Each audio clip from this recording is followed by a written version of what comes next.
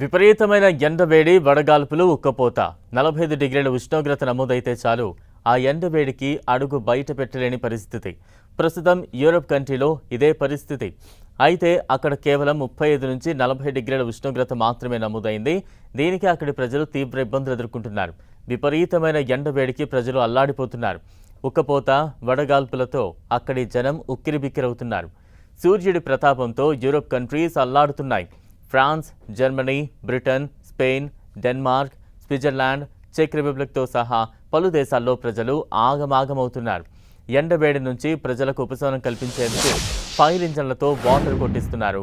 ఉష్ణోగ్రతను తగ్గించేందుకు అధికారులు అన్ని విధాలా ప్రయత్నిస్తున్నారు. మరోవైపు ప్రజలు బహిరంగ ప్రదేశాల్లో ఉంటే నదులు, కాలువల్లో స్నానాలు చేస్తూ ఉన్నారు.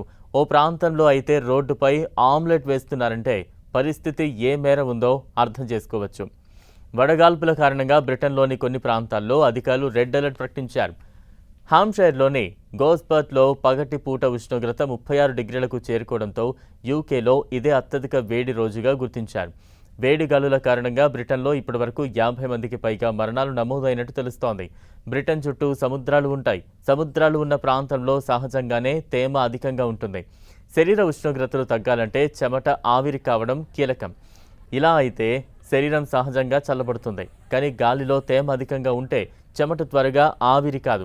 దీంతో శరీరం నుంచి వేడి బయటకు వెళ్ళకపోవడంతో మరింత ఉక్కపోత అనిపిస్తోంది. దీనివల్ల వడదెబ్బ, డీహైడ్రేషన్, గుండె సంబంధిత ఒత్తిడి, శ్వాసకోశ వ్యాధుల ప్రమాదం పెరుగుతోంది. అటు స్పెయిన్లో కూడా కొన్ని రోజులుగా తీవ్రమైన వేడి గాలులు వీస్తున్నాయి. ఉత్తర స్పెయిన్లో కూడా కొన్ని ప్రాంతాలకు రెడ్ అలర్ట్ కొనసాగుతోంది. బాస్క్ కంట్రీలోని కొన్ని ప్రాంతాల్లో గరిష్ట ఉష్ణోగ్రత 42 డిగ్రీలకు చేరవచ్చని వాతావరణ అధికారులు అంచనా వేశారు. అయితే కేవలం 35 డిగ్రీల సెల్సియస్ నుంచి 40 డిగ్రీ సెల్సియస్ ఉష్ణోగ్రతలకు యూరప్ జనాలు ఇంతలా భయపడుతున్నారు.